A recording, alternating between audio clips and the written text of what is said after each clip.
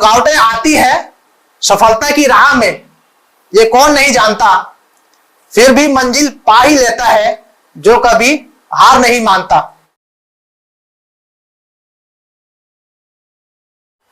जय हिंद, जय भारत, भारत माता की जय।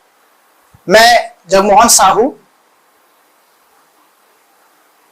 ग्राम लोहरसी, जिला जांजगीर, छत्तीसगढ़ निवासी हूं। 2015 जनवरी में सेना से रिटायर हुआ और आज वर्तमान में सहायक विकास विस्तार अधिकारी के पद पर ब्लॉक मस्तूरी, जिला बिलासपुर में पदस्थ हूं। मेरा जीवन भी संघर्ष की सीढ़ी पर चढ़ता हुआ ही यहां तक मैं पहुंचा हूं। 12वीं कक्षा पढ़ रहा था तो मेरे परिवार की स्थिति उतनी अच्छी नहीं थी कि मेरे घर वाले मेरे को अच्छी शिक्षा या अच्छी हाई एजुकेशन के लिए मेरे को भेज सके। तो जब भी मैं निकलता घर से और रास्ते में किसी भी फोर्स के आदमी, पुलिस, सीआरपीएफ, सेना के जवान को देखता तो मुझे मन में एक उत्सुकता होती कि जब कभी मैं भी ये वर्दी को मैं पहनूंगा तो मेरे मन में बचपन से ये फौज के प्रति या सेना के प्रति खिंचाव रहा है। उस चीज को मैं सोचा क्यों ना इसकी तैयारी किया जाए। जब मैंने पहली भर्ती देखी पुलिस की तो मुझे निराशा लगी, मैं उसमें फिजिकल नहीं निकाल पाया। तो दोस्तों ने भी कहा कि कोई बात नहीं, अगली बार फिर ट्राई करेंगे। पुलिस की नौकरी थोड़ी है, पुलिस है, सीआरपीएफ है, आईटीबीपी है, सेना है, इसमें ट्राई कर सकते हैं। तो हम सभी दोस्तों ने मिलके सन 98 में खुली भर्ती में हम गए और वहां फिजिकल के लिए हमने अपना दमखम दिखाया। जब रनिंग हुआ 200 के बैच में, जब हम रनिंग किए तो उसमें मेरा सेकंड रैंक आया था।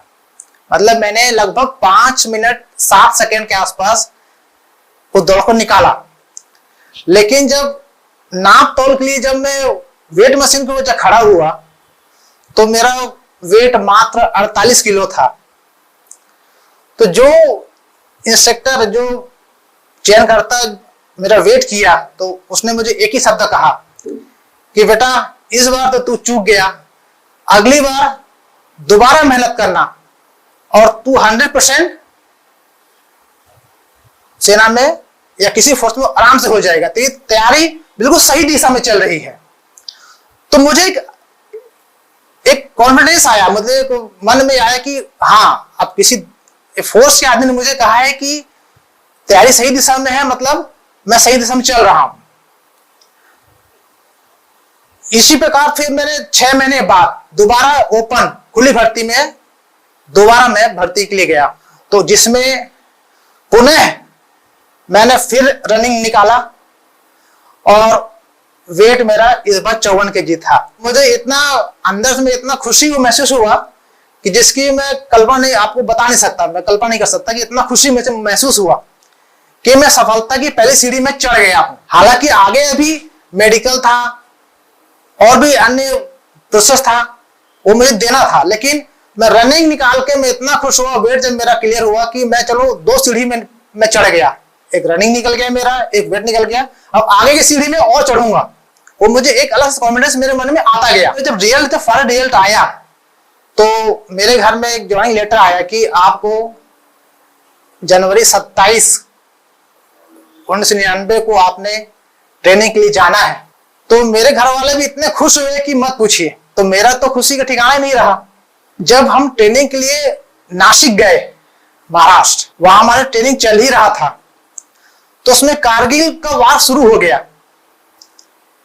तो जो हमारी ट्रेनिंग को घटा के 2 वीक कम कर दिया गया कि आपको जल्दी ट्रेनिंग कराना है और आपको जल्दी से जल्दी युद्ध के लिए भेजना है। तो मन में उत्सुकता भी थी, एक डर भी था कि ट्रेनिंग पूरा हुआ नहीं है, 2 महीने कम करा दिए हैं और हमको आगे बॉर्डर में भेजा जा रहा है।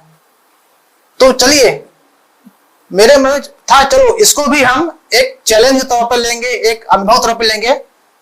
अब आगे बढ़ना है तो सोचना नहीं है क्या होगा, लेकिन हमें काम करना है। तो वहीं पर हमको कुछ दिन रखा गया कि भाई जब आगे से आपकी डिमांड आएगी तो अब भेजा जाएगा आपको। इस प्रकार मेरा पहला अनुभव कारगिल वार का रहा। हालांकि उसमें मैंने प्रत्यक्ष रूप से भागीदारी नहीं दिया, लेकिन हम स्टैंड बाय में जरूर रहे कि जब भी आवश्यकता पड़ती हमें जाना होता। उसके कुछ समय बाद ओपी पराक्रम हुआ, जिसमें हम लोग हमारे यूनिट को सांबा सेक्टर जेएंडके में डिप्लॉय का मौका मिला। मतलब उस समय ऐसी कश्मकश पैदा हो गई कि अब हमें अटैक करना है, अब हमें हमला करना है पाकिस्तान पे, ऐसी स्थिति बनी हुई थी। आधा घंटा 1 घंटा के स्टैंड बाय के हमें तैयार रखा जाता था कि अब होगा, अब आदेश आएगा, अब हमें अटैक करना है। मतलब मन में उत्सुकता और जोश इतना था कि अब हम क्या कर जाएंगे सामने वालों को पता भी नहीं चलेगा, इतना उसमें जोश हमारे शरीर में भरा हुआ था। मैंने लगभग सेना में 16 साल सेवा दिया हूं। सेवा और मुझे मातृभूमि की रक्षा करने, सेवा करने का मौका मुझे मिला। मैं बहुत भाग्यशाली हूं कि मुझे, क्योंकि सेना में सबको सेवा कर रहे मौका नहीं मिल पाता है। यदि 10,000 की भीड़ में आपको चयन कर रहे हैं तो उसमें से 500-600 लोग का ही चयन हो पाता है। ऐसा नहीं है कि जो सिलेक्ट नहीं हुए तो उनमें देशभक्ति भाव नहीं है, ऐसा नहीं है, उनमें भी है। लेकिन कुछ विशेष जो हर चीज में निपुण है, हर चीज में ट्रेनिंग में, हर चीज में अच्छे हैं, उसी को मौका मिलता है ना। तो मैं 16 साल सर्विस करने के बाद 2015 में रिटायरमेंट हुआ। अब संघर्ष का जीवन तो चल ही रहा है। जब हम रिटायर होके आए तो यहां भी कॉम्पिटिशन था, यहां भी प्रतियोगिता थी कि अब जीवन की दूसरी पारी की शुरुआत करना है हमें। एक पारी तो हम खेल लिए हैं। तो फिर मैंने व्यापम की तैयारी करना शुरू किया। तो यहां भी शुरू में 3-4 एग्जाम दिए, जिसमें निराशापूर्ण मेरे मार्क्स आए।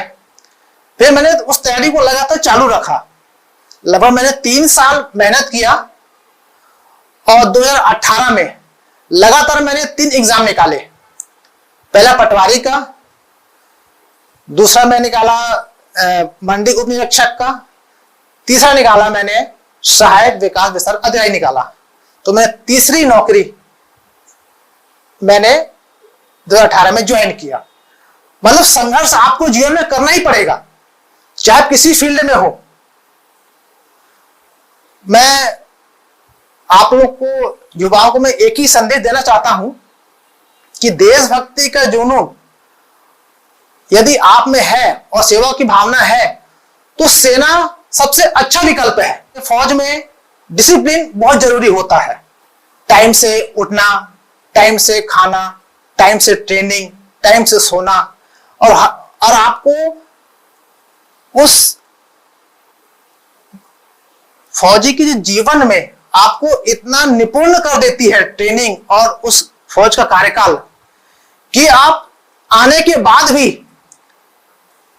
आप हमेशा चैलेंज के लिए हमेशा तैयार रहेंगे। आपको इतना परिपक्व बना देते हैं, आप इतना चीज उसमें अनुभव आपको मिल जाता है उस सेना की नौकरी में कि आप किसी भी परिस्थिति से आप आगे निकल सकते हैं। रुकावटें आती है सफलता की राह में, ये कौन नहीं जानता, फिर भी मंजिल पा ही लेता है जो कभी हार नहीं मानता। भारत माता की जय। जय हिंद।